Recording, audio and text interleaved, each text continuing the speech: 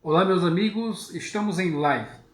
Mais uma segunda-feira abençoada, onde Deus nos permite e nos concede estarmos aqui mais uma vez para darmos continuidade ao nosso estudo. Agora, um pouco mais para perto. Agora é a aula de número 46, né? Deixa eu arrumar aqui um pouco mais. Isso. Aula de número 46, que tem a hashtag o nascimento de Esaú. Vamos ver o nascimento de Esaú.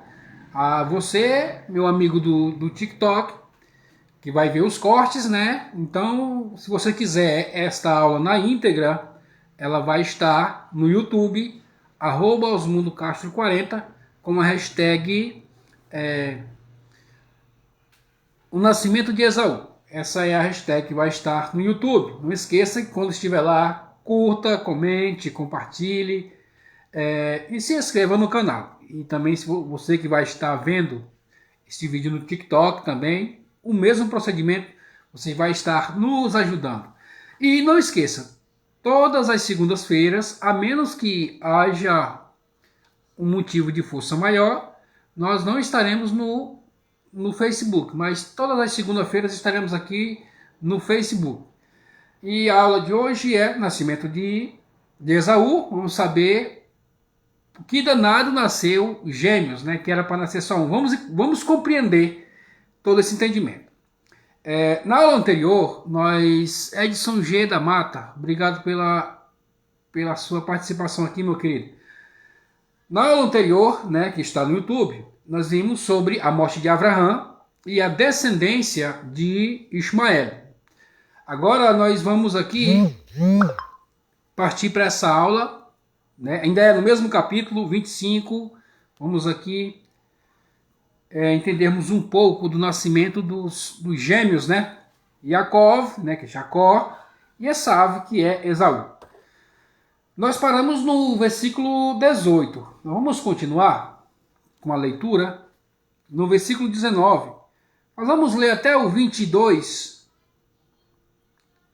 Vamos ler até o 22, depois nós volta pegando ponto a ponto as palavras. Com você que nos acompanha já sabe que nós sempre pegamos palavras que têm um significado, têm uma importância no seu original, versículo por versículo, palavra por palavra. Você já conhece bem a nossa temática de estudos.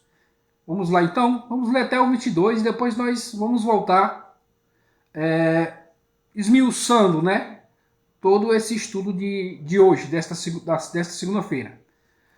Vamos lá então, o versículo 19 diz: E estes são os descendentes de Yitzhak, filho de Abraão. Abraão gerou Yitzhak. Yitzhak tinha 40 anos quando pegou Rivka, filha de Betuel, o arameu, de Padã Aram, irmã de Lavã, o arameu. Preste bem atenção nessas palavras. O arameu vai ser importante quando nós chegarmos aqui. Como sua esposa, Yitzhak rezou para Deus. Vou enfatizar alguns pontos que nós vamos parar e nós vamos trazer as suas minúcias.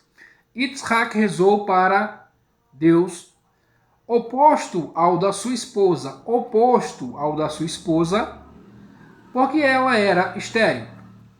Deus aceitou as preces dele e Rivka engravidou. Versículo 22, vamos ler logo ele. As crianças lutaram em seu interior e ela disse: se é assim, por que desejei isto? Ela foi perguntar a Deus. Versículo 22. Agora vamos nas suas minúcias, né? Bom, o primeiro que nós vamos ver, versículo 22, eu fechei aqui, esqueci de marcar. 25, isso, 25. É a palavra, o versículo 19 diz: e estes são os descendentes de Yitzhak, filho de Abraão. Abraão gerou Yitzhak. Parece uma redundância, né? Mas não é uma redundância. Aqui, além de um propósito maior, né, de um entendimento maior, também traz a confirmação que Yitzhak era realmente filho de Avraham. Nós já estudamos em algumas aulas passadas, está na playlist, né, do YouTube. Você vai lembrar que nós estudamos que Ismael, induzido por sua mãe, quase isto foi o motivo pela qual Sará mandou ela embora. Então ele, induzido por sua mãe, ele estava dizendo no meio do banquete da festa, não estava pedindo segredo para ninguém, que Yitzhak não era filho de Avraham. Nós já vimos isso, né? Porque tinha argumentação de que viveram aí 90 anos juntos, nunca teve um filho. Aí no dia que Avimelech pega ela e leva para sua casa, de repente ela aparece grávida. Então naquele momento Deus fez um milagre no nascimento de Yitzhak, que a sua feição, né, o seu rosto era idêntico de Avraham. E aqui traz nesse versículo a confirmação. Esse é um ponto. O outro ponto é a palavra toldot, né? Toldot. A palavra toldot, que quer dizer traduzido como descendência, ela aparece 11 vezes nas Escrituras Sagradas, né? No Pentateuco. 11 vezes ela aparece e ela traz aqui algo importante. Tá falando ela se refere ao nascimento de Esav e Yaakov, né? E essas 11 vezes que ela aparece nas Escrituras Sagradas, o interessante, não é o interessante, mas aqui traz o grande segredo, o grande mistério, que 2 vezes ela aparece com a letra Vav. Toldot. A letra Vav aparece somente 2 vezes. Das 11 vezes que ela está escrita nas Escrituras, somente 2 ela aparece com a letra Vav. A primeira, nós já estudamos isso lá no comecinho. Ela aparece quando fala sobre a descendência de Adão, né? E a outra vez que ela aparece nas Escrituras, em toda a Escritura, com 2 Vavs, na descendência de Ruth, né? Bisavó de Davi, né? Bisavó de Davi, aparece lá. O que é que isso quer dizer? O que quer dizer é que Toldot está dizendo que é a descendência, no caso, como é que eu posso trazer para você aqui? A verdadeira descendência, né, do Messias, do Mashiach, de Cristo, de Jesus, né? Do Mashiach, Yeshua. Então, aparece em Adam, aparece Toldot com 2 Vavs, porque o Mashiach é o filho do homem, né? Ben Adam, que é o filho do homem, referindo-se ao Mashiach, ao Yeshua, referindo-se a ele, e aparece também em Ruth, né? Que é da linhagem de Davi, ou seja, a linhagem do Mashiach é uma linguagem do Mashiach, que é tanto no começo quanto no fim, ou seja, ele está no princípio da linhagem e está no fim da linhagem. Ele é o princípio e o fim. E ela só aparece nessas 2 ocasiões. Esta palavra, Toldot, com 2 Vavs. E também tem eu escrevi alguma coisa aqui, vamos ver aqui. Não, mas é justamente isso que nós estamos falando, né? Desses 2 Vavs. Ela também, e dessas 11 vezes, uma delas, ela aparece sem nenhum Vav, né? Ela não tem nenhum Vav escrito. Só mesmo as consoantes, né? Que é na descendência de Ismael. Quer dizer que isso também traz algo importante, né? Quando fala-se nas Escrituras sobre Toldot, tem a sua importância, né? Descendências. No caso, quando você está lendo as Escrituras Sagradas, e toda vez que você fala, essa é a descendência de fulano, descendência de Bertano, isso quer dizer que aquela descendência ela tem uma importância na história da humanidade. Ela não está escrito à toa. Já dissemos uma vez e repetimos, na Bíblia ela não há coincidências, né?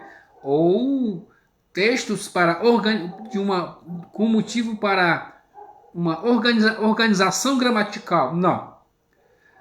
Se está escrito, tem algum propósito. Às vezes nós passamos um pouco desapercebido, um pouco rápido demais, não percebemos. Mas todas as vezes que tem as palavras que estão escritas nas Escrituras, ela tem sim a sua importância e o seu significado. E essa de Ismael, ela também não é à toa. Que está nesse mesmo capítulo que nós estamos lendo, nós vimos na aula passada, né, que é o capítulo 25 e o versículo 12. Está escrito Toldot, né, referindo-se às descendência de Ismael, porém, esta palavra não tem nenhum vav. E ela vem dizer algo importante também para nós. E o que é? Ela vem dizer que, deixa eu ver o que eu escrevi aqui, a descendência de Ismael, isso significa que essa descendência tem uma importância como um meio, não como um fim. Ou seja, ela é importante.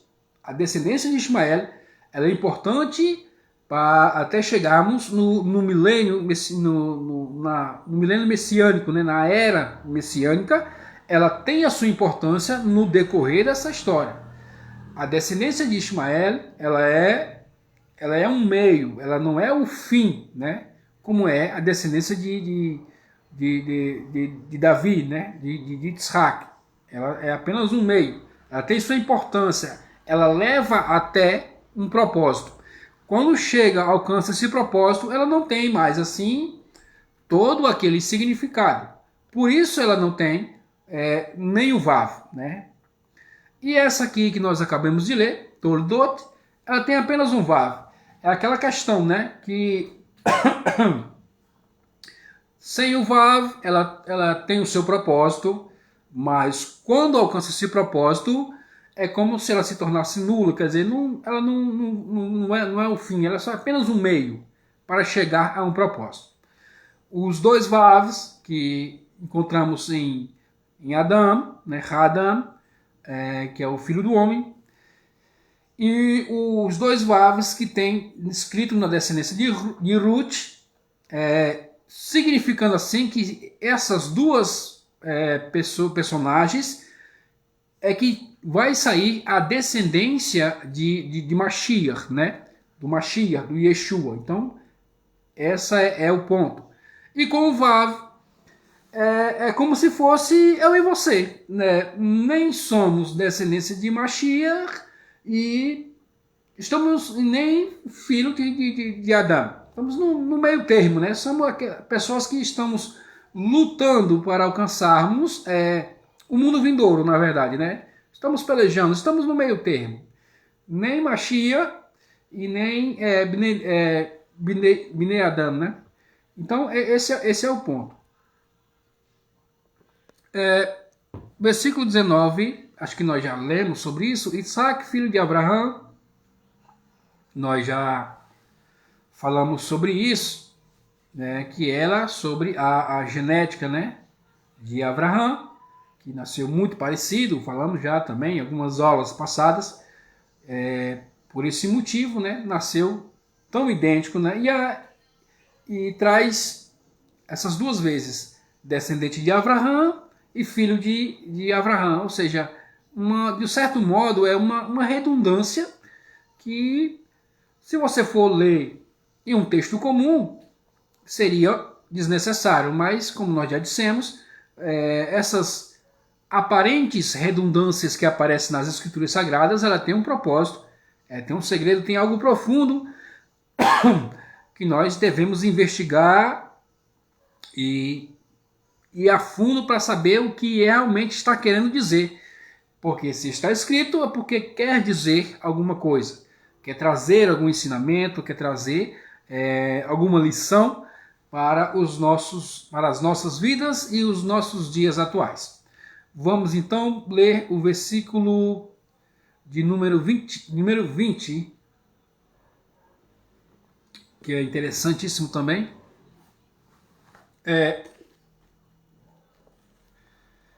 Veja, Versículo 20 diz: Yitzhak tinha 40 anos quando pegou Rivka, filha de Betuel, o arameu, de Padã Aram, irmã de Lavã, o arameu, como sua esposa. 22 é esse versículo. Vamos primeiro aqui parar, nos atermos aqui e tentar entender a parte B, a parte A do versículo, perdão, que é quando Yitzhak tinha 40 anos, quando casou-se, né, com Rivka. Aqui tem um ponto muito interessante que nós vamos falar. Deixa eu ver se eu escrevi alguma coisa aqui. Não, mas eu acho que eu consigo fazer ele falar de cabeça. Mas, de qualquer modo, vamos deixar aberto aqui no comentário. Se a gente perder alguma coisa, para nós não nos perdermos. Vamos deixar aqui aberto no comentário.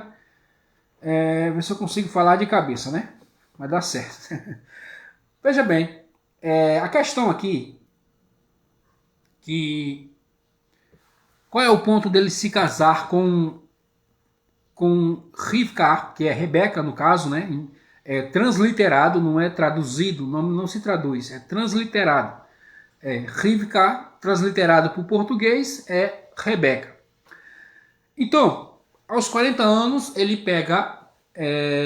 casa com Rivka. Nós já estudamos sobre isso. E aqui tem um ponto importante. Importante e é polêmico. No caso, polêmico para os dias atuais. Na época, era a cultura e o modo que as pessoas viviam. Né? Era a cultura, era cultural daquela época. Hoje em dia, não é. Chega a ser até indecente e imoral para a nossa atualidade. Lembre-se que nós estamos falando de uma época de mais de 3.000 anos atrás. Conceitos de moralidade eram totalmente diferentes dos de hoje. Ela vai dizer o quê? Como nós lemos, né, quando Abraão sobe para sacrificar Yitzhak, e quando ele desce, estudamos sobre isso, quando ele desce, logo depois nós lemos lá que nasceu Rivka. Correto? Agora veja bem, quando isso ocorreu, Sará estava com 90 anos de idade. Deixa eu conferir aqui, deixa eu ver, isso. 90 anos de idade, certo? 90 anos de idade. E chegou a notícia que Sará, chegou a notícia que para Abraão que havia nascido Rebeca, né? Sará morre aos 127 anos.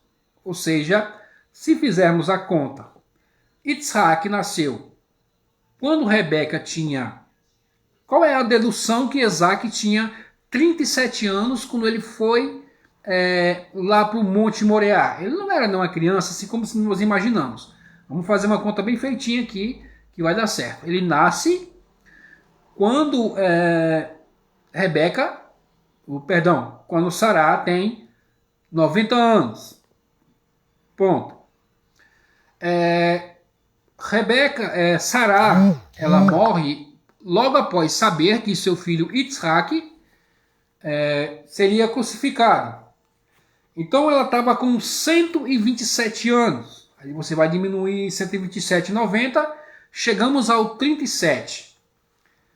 Quando Abraão desce do monte, recebe a notícia que que nasceu uma neta para o seu irmão Nahor, que é Rivka, Isaac estava com 37 anos. E ele casa com Rivka aos 40. Então deduz que Rivka tinha 3 anos de idade quando foi levada para casar-se com Yitzhak. Mas nós também estudamos, mas nós vamos ver um pouco mais para frente, que eles só vão ter um filho com 60 anos de idade. Isso quer dizer o quê? Que Rivka, ela fica durante 10 anos na tenda de Sará, até o seu corpo estar formado para, enfim, manter relações, né, conjugais com Yitzhak. Ela é uma criança, não pode. Então, ela fica 10 anos na tenda de Rebeca. Estudamos isso na aula, não foi na aula passada, mas acho que antepenúltima, estudamos sobre isso, que ela ficou 10 anos lá. Isso quer dizer que quando ela realmente foi ter relações conjugais com Yitzhak, ela tinha os seus 13 a 14 anos. Isso é apenas uma dedução. Quando nós vamos ler mais para frente, eu acho que é no versículo... Para não perder, deixa eu ver se eu encontro aqui no versículo 20... Isso. Quando nós chegarmos no versículo 26, você vai ver que está escrito assim, no 26, que nasceu Yitzhak, nasceu Esav e nasceu Yaakov, quando Yitzhak tinha 60 anos de idade.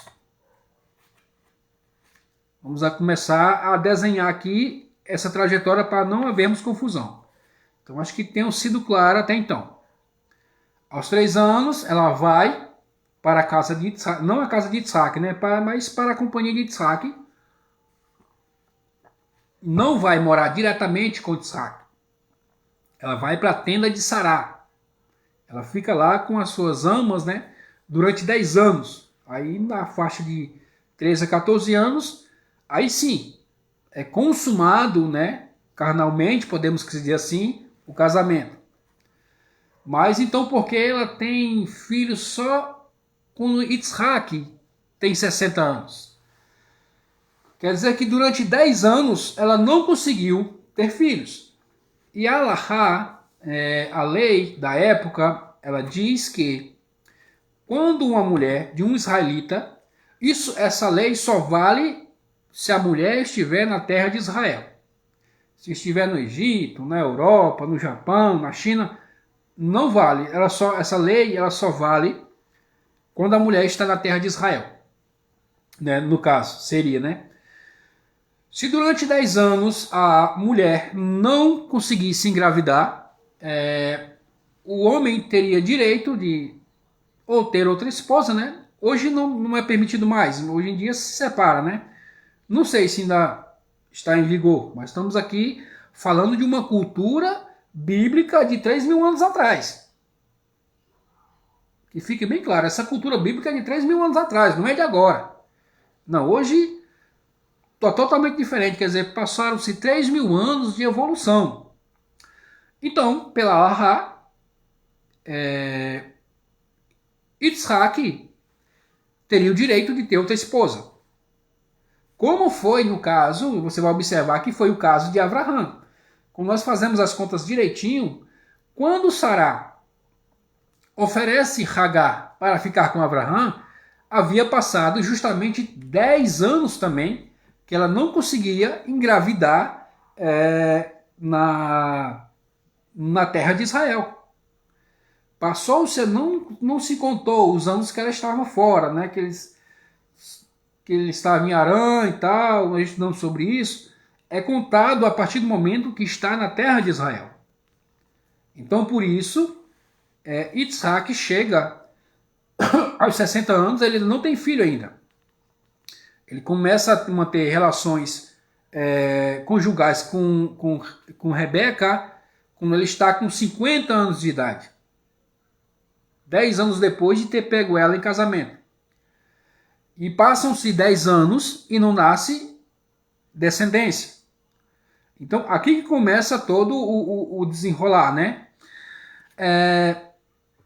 Aqui que começa toda a problemática, a mesma de Avraham. Interessante que tem um estudioso, né, o Dom Abravanel, que sim, acho que é bisavô, o tataravô do Silvio Santos, né, você que conhece. Abravanel diz que Yitzhak, em um dos seus livros, seus comentários, o Dom Abravanel, ele explica que Yitzhak é como se fosse uma réplica de Avraham. tudo que aconteceu com Abraão vai se repetir na vida de Isaac, né? E nós vamos ver isso um pouco mais para frente. Então, é como se fosse um plágio, né? Algo assim, algo do tipo, né? Falando assim numa linguagem mais contemporânea. É algo assim, né? Uma réplica, um plágio, algo assim. Então havia esse problema de 10 anos que ela não conseguia engravidar. E o texto vai dizer, deixa eu ver se eu encontro aqui, estéreo, cadê? Onde está? Estéreo. Isaac, Betuel, esposa. Estéreo, está no versículo 21. Nós não lemos o versículo 21, mas a palavra para estéreo é Icará, que também ela pode ser interpretada e traduzida como impedimento. Não necessariamente Icará quer dizer uma pessoa histérica, né? No sentido biológico, né? Não pode ter filhos, mas ela tinha um impedimento. E esse impedimento nós vamos ver agora na parte B do versículo 20. Qual é a parte B? Pegou Rivka, preste bem atenção nessas palavras. Rivka, filha de Betuel, ou arameu, o arameu de Padã Aram, irmã de Lavã, ou arameu, como esposa. É o versículo 22, a parte B. Nós vamos aqui trazer esmiuçar, né, esse versículo para nós entendermos. Tá? Eu escrevi alguma coisa aqui. Bom, parte B diz, as minhas anotações estão assim. Não se refere à nacionalidade, mas à sua assimilação, né? Não quando se fala, olha, ela é filha de Betuel, o arameu, e filha de irmã de Lavã, o arameu também, de Padã Aram. Necessariamente não é necessariamente, quer dizer, evidentemente não está se referindo à sua nacionalidade. E por que não está se referindo à sua nacionalidade? Nós vamos entender. Agora, veja bem, vamos aqui voltarmos um pouco, né, onde nós passamos. O que é essa terra de Aram? Quem era Aram? Aram, ele era, nós vamos no capítulo 10, né, dos filhos de Shem, os descendentes de Shem, que no caso transliterado é Sem, né, em português. Os descendentes de Shem, no capítulo 10, a partir do versículo 22. Depois você vai lá e confere que Aram, ele é o quinto filho de Shem, que foi quem fundou Padã Aram, né? Ele funda essa cidade de Padã Aram. Padã Aram, cadê? Acho que eu tenho alguma coisa aqui sobre Padã Aram. Padã Aram, acho que não algo de muito interessante, mas Padã Aram seria ali na terra, mais ou menos ali na Síria, né? Na Síria, na Babilônia, por aquela região. É Aram que funda essa cidade de Aram, onde está justamente Nahor. Já estudamos sobre isso. Prosseguindo. Arpachad é o terceiro filho de Shem. Esse tal de Arpachad é o terceiro filho. E ele teve um filho que chamava-se Shelah, que também teve um filho que chamava Ever, né? Que são os Ivrim. Quem são os Ivrim? Ivrim, no caso, traduzido quer dizer hebreus, né? Ever, ele é o hebreu. Então, a descendência de Abraham e a descendência de Nahor, que é o vô de Rivka, é de Ever, que é hebreu. Então, toda descendência hebreia vem de Ever. o Ivrim, né? Os hebreus, né? Que são os, eu escrevo aqui, que são os Ivrins, né? O que acontece? Que 9 gerações depois, que nasce Ever, depois nasceu, aí vem 9 gerações depois, nasce Tera. Quem é Tera? Tera é o pai de Abraão. Agora, observe bem aqui.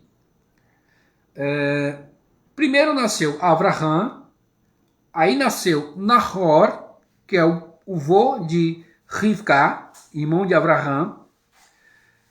Nasceu Haram. Haram é o mesmo pai que é o pai de Lot, né? Que morreu. Ele morreu. O pai de Lot morreu, que é Haram. Então, o que é que isso quer dizer? E quer dizer que Rivka, ela não era arameia. Lavan também não era arameia. Quer dizer que não refere-se à característica, nacionalidade das... Isso. Tá. Quando a Bíblia está se referindo a Rivka, filha de Nahor, de Betuel. Betuel é filho de Nahor, irmão de Abraão. Vou tentar falar aqui devagar para não complicar. Nahor nasceu Betuel. De Betuel nasceu Lavan e Rivka. São hebreus. Eles não são aramitas. Eles são hebreus. E por que está escrito nas escrituras e colocam eles como arameus? Nós vamos entender isso agora. É um pouco complicado, mas é bom que você entenda as descendências bíblicas para que não haja um entendimento errado daquilo que está acontecendo. Observe bem.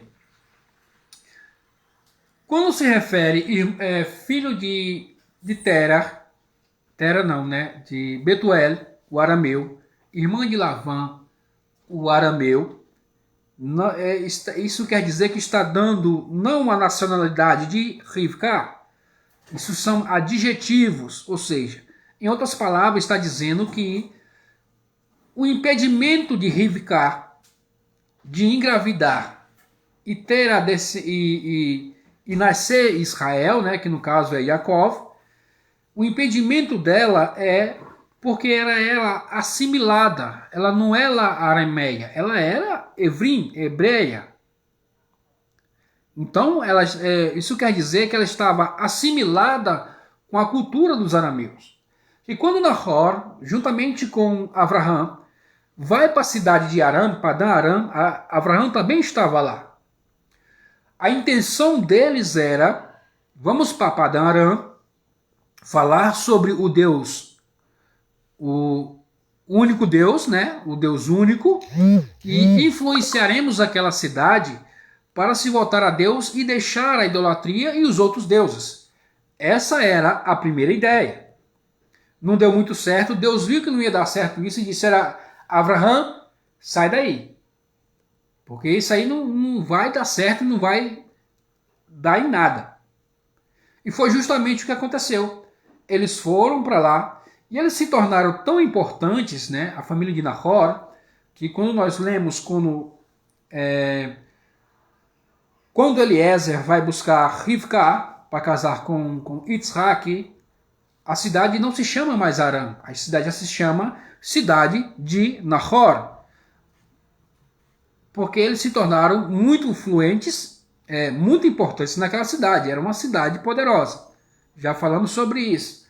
Mas eles se deixaram ser assimilados pela cultura de Aram. Da cultura vigente que estava ocorrendo ali. Eles se assimilaram àquilo. Eles não conseguiram o seu objetivo, que era o povo hebreu que traz a crença e o entendimento do Deus único. Eles não conseguiram. Eles se assimilaram tanto ao povo de Aram, que não eram mais chamados de hebreus. Eles eram chamados de aramitas. Você consegue identificar alguma coisa Quando a pessoa pensa, não, vou fazer tal coisa, vou mergulhar, ele se mergulha tão profundo, ele vai tão, vamos dizer assim, numa linguagem bem humorada, ele assume tanto o personagem daquele povo no intuito de trazê-lo para o Deus vivo, que ele acaba se assimilando e ninguém sabe mais se é crente, se não é crente, porque está assimilado. Ele crê no Deus único, assim como era Rivka, mas ela era assimilada. Quer dizer, havia um impedimento para que pudesse nascer Israel. Então esse era o impedimento. A assimilação de Rivka. Então, quando esse versículo 20 fala sobre que o pai de Rivka e o irmão dela eram arameus, não se referem que eles eram filhos de Arã, como já acabamos de explicar. Eles eram filhos de Ever, eles eram hebreus também. Mas eles se assimilaram a tal ponto à cultura daquele povo que não dava mais para identificar, então eles eram chamados de arameus, porque eles já estavam assimilados. E se Abraão tivesse ficado lá também, ele teria se assimilado. Por isso Deus disse, olha Abraão, deixa a tua parentela, deixa teu pai, e pega a tua mulher e lech lechá, vai para ti, fazer uma história para ti, para ir para uma terra que eu vou te mostrar. Se Abraão tivesse ficado, com certeza é o que nos leva ao entendimento que ele também teria se assimilado com a cultura arameia em questão. Mesmo crendo no único Deus e trazendo a palavra do único Deus, mas mesmo assim Nahor foi assimilado. Não Nahor, né? Na verdade Betuel, né? Que não fala de Nahor, fala de Nahor, não. Fala de Betuel. Nahor não se assimilou, mas o filho dele sim, que nasceu lá, que é Betuel. Então ele se assimilou àquele povo. E Lavã e Rivka também. Vamos prosseguir. Outro ponto. Não sei se nós falamos sobre isso. Esse era o impedimento de não ter filhos. Falamos. A Guemará, ela vai também dizer que Isaac também tinha um impedimento. Porque ele era justo ao extremo. O que é que isso quer dizer? Essa justiça de Isaac ao extremo, ela traz algo muito interessante, que o que vai acontecer aqui é algo que é até incomum entre pessoas muito justas, como é o caso de Isaac. A pessoa, como ela tem um nível de justiça, assim como Isaac, necessariamente ela não precisa viver em oração. Clamando, buscando. Não, ela não precisa. Porque a sua característica de justiça, ela está num nível de, podemos até dizer, sobrenatural, que tudo que ocorre,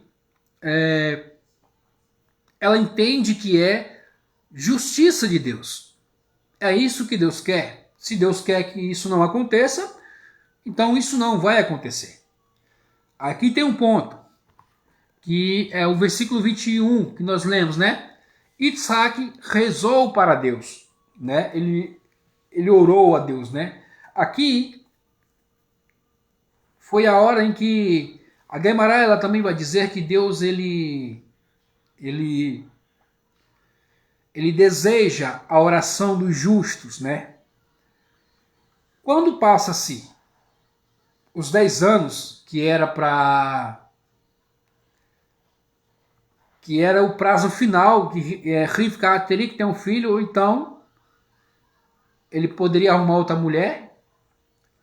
Isaac disse, não, agora eu vou ter que apelar para Deus, porque eu não quero me separar da minha esposa. Você observa que Isaac, ele é tão justo, ele é a característica de justiça, que Abraão teve 2 mulheres, né? No caso Hagar e Sará. O próprio Yaakov, que vai tornar-se Israel, também teve 2 mulheres e 2 concubinas, e todos eram hebreias. Vamos ver isso quando nós chegarmos lá, até as concubinas, viu? Quando nós chegarmos lá, nós vamos entender. somente Yitzhak. Outro ponto. Avraham também muda de nome, de Avram para Avraham. Yaakov também muda de nome. Estou falando aqui dos patriarcas. De Yaakov para Israel. O único que não tem duas esposas e que não muda de nome é Yitzhak. Aí você vê o nível de justiça que era Yitzhak. Era um nível absurdo. A sua justiça ela ultrapassou até mesmo a de Avraham. Porque ele não precisou de uma outra esposa para ter descendência e nem Deus precisou mudar o seu nome. Porque ele era, assim como nós vimos no sacrifício dele, ele é o sacrifício perfeito. Ele era a perfeição. A justiça da perfeição. E quando a Guemará, ela diz que Deus deseja ouvir a oração, anseia, deseja ouvir a oração dos seus justos, das pessoas justas, Deus deseja ouvir a oração dessas pessoas. Ele vai permitir que aconteça alguma situação que leve ele ao extremo, a ponto que ele diga, não, agora não dá, agora eu vou ter que rezar, agora eu vou ter que orar, não dá mais. E qual era esse ponto? Era justamente perder Rivka, a sua esposa. Ele leva a mão na cabeça, quem sabe, diz, meu Deus, eu vou perder minha mulher. E eu não quero me separar dela. Eu quero ela para ser a mãe de Israel. Então eu vou orar. O jeito que tem é orar. No caso, ele foi ali pelo desespero de não perder a esposa. Já passou-se 10 anos. Então, teria que ser aquele ano, era como que dizer, era agora ou nunca. Porque teria que vir a descendência de Israel. Israel tinha que nascer. E também tem um outro ponto que os sábios vão dizer que o motivo também de passarem-se esses 10 anos era porque nem o mundo estava preparado para receber Israel e nem Yitzhak nem Rivka também estavam preparados para receber Israel. Mas chegou-se os 10 anos e alguma coisa tem que acontecer. Ou Rivka faz como Sará fez e entrega uma serva, ou abre mão para ele se casar com outra pessoa para ter uma descendência. Então os dois estavam numa faca de 2 gumes. Ou era ou não era. Então aquilo levou Yitzhak ao desespero. Não vou rezar a Deus aqui e vou clamar, vou suplicar para que ele me responda, porque eu não quero outra esposa, eu quero essa. Eu quero que ela seja mãe de Israel. Até mesmo porque Rivka, ela estava num nível de bondade extraordinário. Era um nível de bondade equiparado ao de Avraham. Nós lemos lá que ela pegou água, deu para o servo, deu para os camelos e já chamou para ir para cá, para a casa dela, para eles comer lá e dormir lá, passar a noite. Ela tinha um nível de bondade muito grande, mesmo sendo filha de Betuel, que era arameu, e de Lavano, ou seja, mesmo a sua descendência sendo pessoas más, podemos se dizer assim, isso vai ficar comprovado em Yaakov, mas não é o caso no momento, ela era uma pessoa boa e sabe que isso não é, Israel tem que nascer desta mulher, não pode ser de outra. Então isso levou a esse apelo ao extremo de buscar a Deus. Deus permite essa situação para que Isaac reze, vá buscar ele, vá orar. Por isso Deus permite que isso aconteça. Aqui tem também outro ponto importante, O versículo 21. Nós lemos a parte A, Yitzhak rezou para Deus, oposto ao da sua esposa. Eita, aqui é interessante também. Oposto da sua esposa, Rivka, ora, ao oposto da sua esposa, ou seja, os dois estavam orando. Mas, vamos ler o versículo todo, veja bem. O oposto da sua esposa, porque ela era estéril. Os dois estavam orando, porque ela era estéril. Deus aceitou as suas preces e Rivka, ou melhor dizendo, Deus aceitou as preces dele e Rivka engravidou. Ou seja, os dois estavam orando, mas Deus ouviu apenas a oração de Yitzhak. Qual é o entendimento aqui? O entendimento qual é a ideia? Os dois estavam orando pelo mesmo propósito, vamos dizer assim, né? Pelo mesmo objetivo. O que diferenciou, aqui nós temos duas opiniões, mas o que diferenciou a oração de um e a oração do outro? Aqui tem um ponto importante. Esses adjetivos que foram dados a Rivka, né, que era arameia, se referindo não à nacionalidade, mas se referindo à sua assimilação com aquele povo, traz algo muito importante. A sua família era uma família de pessoas más. Podemos dizer assim, ela era filha de pessoas que não eram, tentar simplificar, de pessoas que não eram religiosas. Vamos botar nesses termos, né, para ver se conseguimos ser mais claros. E ela tem mérito por sua família não crer, vamos dizer assim, não crer em Deus, não ser religiosa, mas ela se tornou, quer dizer, ela tem um grande mérito. Afinal, ela vivia numa casa onde todo mundo não temia Deus e de repente ela vira uma justa, uma profetisa, né? Uma mulher de Deus que vai sair que vai sair Israel. Ou seja, o mérito dela é muito grande. Podemos dizer até que o mérito dela de oração, no caso, como é que eu posso dizer? Em tratando-se de méritos, a oração dela poderia ter sido maior do que a oração de Yitzhak. Por quê? Porque Yitzhak já vem de um lugar justo, de um lugar tudo certinho. Na casa de Abraão era tudo certinho. Não tinha erro, não tinha intriga, não tinha blá blá blá, não tinha fofoca, não tinha inveja, não tinha conversa na casa de Abraão. Então é aquele caso, né? Quando um filho nasce numa casa de pessoas religiosas que são certas, são direitas, ele pensa, ele chega na sua adolescência, né? Eu vou viver a minha vida, toda a vida eu vivi aqui, indo para a congregação, voltando, indo para culto, e lendo a Bíblia, escola dominical de manhã. Agora eu estou na minha adolescência, eu vou viver a minha vida. Essa é a grande diferença, que é o caso de Rivka, que estava extremamente o oposto. Ela ouvia e disse, não, cara, isso aí está errado, né? Isso não pode acontecer, essa baderna dentro de uma família. Eu vou para os caminhos do Senhor. Quer dizer, ela tinha um mérito maior, em tratando-se de mérito. Mas por que Deus ouve a oração de Yitzhak e não ouve a dela? É pelo objetivo que foi... não é o objetivo. O teor, o conteúdo da oração de um foi diferente do conteúdo da oração do outro. O que nós lemos aqui. Ele orou o oposto da sua esposa. Sua esposa orou pelo mesmo objetivo que ele. Mas o conteúdo da oração é que foi diferente.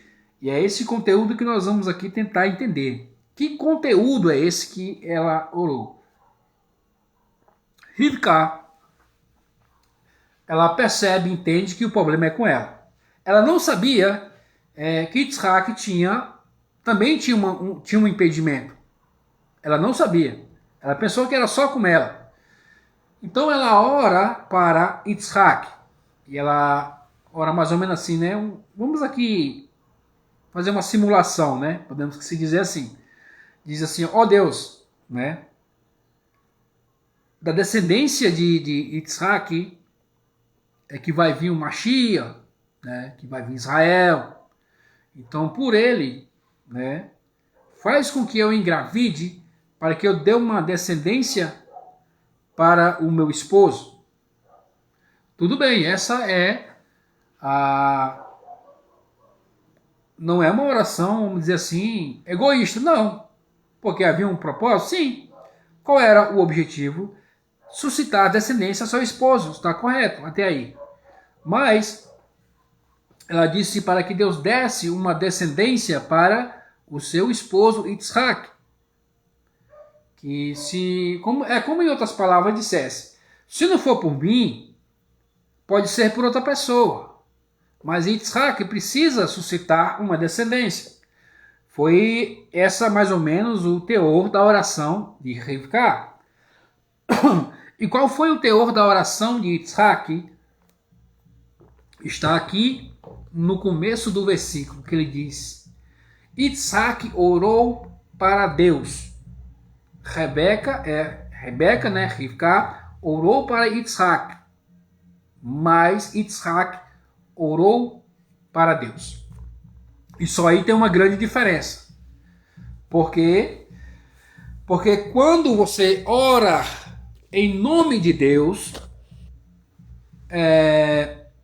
por exemplo, você fala assim, Deus, em nome de Yeshua, em nome de Jesus, eu terei uma casa. Ou seja, você está colocando Deus como um fiador. Em nome de Deus eu terei uma casa, terei um carro. Você está colocando Deus como um fiador. Se você não pagar, se está no nome dele, aquele objeto em si, eu estou tentando trazer algo simples, para ver se você consegue fazer um entendimento. Se foi no nome dele, então pertence a ele. A qualquer momento ele pode tirar. E a oração de Isaac foi justamente essa. Deus não é para mim, é para o Senhor. Ele orou em nome de Deus, ele orou para Deus. Israel não é para mim, Deus, é para o Senhor. E Deus ouviu a oração de Isaac por causa disso. Quando eu falo em nome de Deus, em nome de Jesus, estou orando para ele. Se eu não cumprir com aquilo que eu me propus, em nome de Jesus isso aconteça, tal, assim, enfim, sei, aconteça. E eu não cumprir a minha parte, ele pode tirar, porque está no nome dele. Ele é o fiador. Você está entendendo? Quando você clama pelo nome de Deus, pelo nome de Jesus, qual é a importância que é, a seriedade que é, não é para você. Não. Se está no nome de outro, é de outro. É como se você chegasse para mim e disse assim, irmão Osmundo, vamos ali na loja tirar uma moto, mas eu não tenho carta de crédito para tirar. Você tem? Podemos tirar no seu nome? Eu falei, bora. Se você não pagar as prestações, eu posso tomar a moto, ela está no meu nome. Essa é o grande entendimento, a grande sacada de Isaac. Ele percebeu que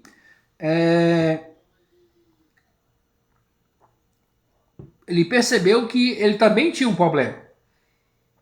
E ele pensou, se eu orar por minha esposa, ele orar em nome de Deus para que Deus abrisse a madre de Rivka. Rivka disse, olha, se não for por mim, mas que seja outra, mas que o teu servo tenha uma descendência. Yitzhak não, disse, olha, em nome de Deus, de Hashem, né, eu quero que ela, minha esposa, tenha um filho. Aí foi que Deus ouviu ele. Você está entendendo o grau de entendimento? E é por esse motivo, nós vamos ver como é que nós estamos de horário. Deixa eu ver, deixa eu puxar aqui. Estamos bem. Foi por esse motivo que nasceu Esaú, né? Porque Yaakov, ele é filho da oração de Rebeca, de Rivka. E Esaú, ele é filho da oração de Yitzhak, que é a justiça. Nós vamos ver que, um pouco mais para frente, vamos ver que ele é o lado ruim da justiça. Aquilo que nós já falamos em algumas aulas, que quando a justiça não está vinculada com a bondade, ela torna-se crueldade. Aí nós temos ainda muitas aulas para andarmos aí nesse tema, nós vamos esclarecendo um pouco. Então, por isso nasceu Esaú. Era para nascer somente Jacó, mas como nós já falamos alguns minutos atrás, o mundo ainda não estava preparado para receber Jacó, Israel. Eles também não estavam preparados. E Deus disse, na oração de Isaac, aí é que nasce Esaú. Esaú em hebraico, Esaú em transliterado. Então Jacó é filho de Rivka e Esaú é filho de Isaac. Por que esse contexto? Para que você entenda. Por isso nasceu gêmeos. Mas por que esse contexto? É pelo fato de que o mundo não estava... É como se Isaac orasse para Deus e dissesse assim, Deus, eu sei que eu tenho um impedimento, minha esposa também tem um impedimento, mas daqui para frente, passaram-se 10 anos, daqui para frente o mundo não pode mais ficar sem Israel. Porém, eu sei que se Israel vir agora, vai vir uma série de consequências que eu assumo a responsabilidade de cuidar. Então você vai observar, na leitura que nós vamos ver, que Isaac ele sempre se dedica a Esaú. Você vai observar. Ele gosta mais de Esaú, da caça e tal. Por quê? Porque a oração de Isaac a Deus era se responsabilizando por Esaú.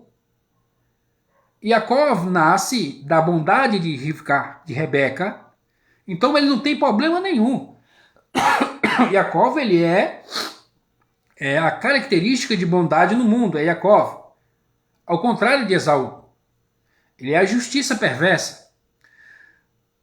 Então ele diz a Deus, olha Deus, eu sei que se vir agora vai dar problema, mas eu assumo a responsabilidade de cuidar de Israel. Até então não sabiam que eram gêmeos, né? Eu assumo essa responsabilidade. Por isso nasceu Esaú. Esaú não era para nascer. Esaú só nasceu por causa da oração de Isaac. Iria nascer Jacó. Mas como Isaac orou para que nascesse naquele momento, aí vieram os gêmeos, né? Que no caso é Jacó e Esaú. Meus queridos, nós já estamos avançados nas horas. Segunda-feira que vem, nós vamos dar continuidade. Ainda estamos no capítulo 25 de Gênesis. Nós paramos no versículo 21, né? Mas vamos... Segunda-feira que vem, todas as segundas-feiras estaremos aqui. Segunda-feira que vem nós vamos dar continuidade na história desses dois senhores aqui, né? Ah tá, e um ponto que é importante também. Então se nasceu Jacó e nasceu Esaú, quem é que é Israel? Aí fica a pergunta que fica para você responder aí nos comentários. Quem é Israel? Israel, né? Se nasceram dois. A resposta é a seguinte, é que os dois são Israel. Nós vamos ver isso no decorrer da história. Só que Esaú, ele é Israel. Como é que eu posso dizer? Eu estava com hoje de manhã eu estava meditando essa palavra, eu estava com essa palavra na cabeça, agora me fugiu da mente. Israel, ele é a maneira de ser, é a maneira idólatra de se servir a Deus, é Esaú. Mas não deixa de ser Israel, é Israel, mas de uma maneira idólatra de servir a Deus. E nós vamos entender, quando nós formos caminhando, segunda-feira que vem, nós vamos aqui abrir o seu entendimento e você vai entendendo. Então, Esaú é a maneira idólatra de servir a Deus. Que justamente Esaú é Roma. Mas isso é para as aulas que vêm. Israel é o povo escolhido por Deus do Deus único, né? Então, meu querido, muito obrigado por ficar comigo até aqui. Outra telespectadora, posso dizer assim, né? Leidiane Yupi. Obrigado por ficar conosco até aqui. Espero vocês segunda-feira que vem. Nós darmos continuidade nessa aula. Temos horas e horas de aula aí para frente, né? Então, muito obrigado. Fique bem, fique em paz, fique com Deus. E até segunda-feira que vem.